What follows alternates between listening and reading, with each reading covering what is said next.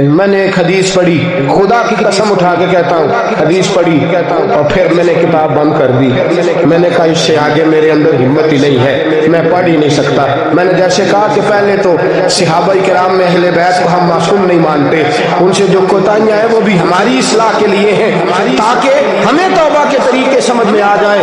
عزیز دوستو، میرے محبوب کی شہزادی، بس رسول اللہ صلی اللہ علیہ وسلم کی شہزادی سیدہ فاطمہ محبوب پاک کی بارگاہ میں آئیں، رنگ اڑا ہوا ہے، آنکھیں رو رو کے تھکی ہوئی ہیں۔ محبوب کی شہزادی در رسول پہ آئی، آ کے حضور کے سامنے کھڑی ہوئی، کہا یا رسول اللہ صلی اللہ علیہ وسلم، حضور آج میں بڑی الجھن میں پھنس گئی تھی، آقا آج میں بڑی پریشان ہو گئی تھی۔ حضور نے فرمایا کیا ہوا؟ کہا یا رسول اللہ میں اور علی باتیں کر رہے تھے، باتیں کرتے کرتے بات بڑھنے لگی، حضور مجھ کو ایسا جملہ نکل گیا، علی ناراض ہو گئے، مجھ سے بات ہو گئی۔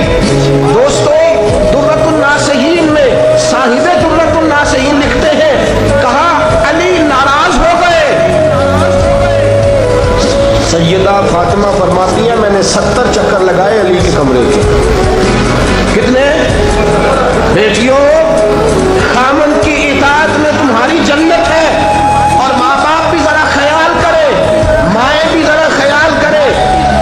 میرے رسول پاک نے فرمایا جو کسی عورت کو اس کے خامن کے خلاف بھڑکاتا ہے، جو کسی عورت کو اس کے خامن کے خلاف بھڑکاتا ہے، اللہ اسے جنت کی خوشبو بھی عطا نہیں کرے گا۔ چاہے اماں ہی مشورے دے رہی ہو، چاہے کوئی مشورہ دے رہا ہو، خامن کے خلاف جو بھڑکاتا ہے۔